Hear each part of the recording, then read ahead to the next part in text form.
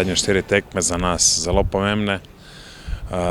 Vemo, da lahko pridobimo dosti, tako da ampak moramo prvo gledati na jutrašnjo, na Krško in tu iti na zmago, kajti jo res potrebujemo. In mislim, če bomo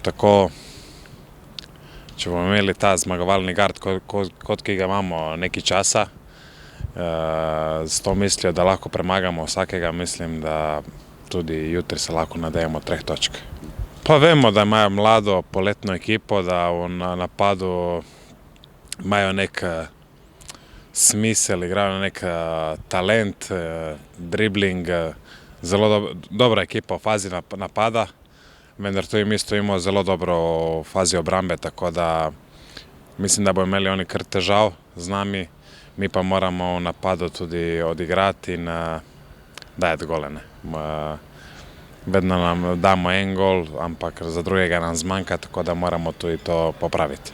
To pride nekako spontano, ni zdaj, da mi damo en gol pa se hočemo ustaviti, mogoče podzavestno, ne vem, ampak enostavno moramo igrati 90 minut, ne pa po prvem golu, da nehamo igrati.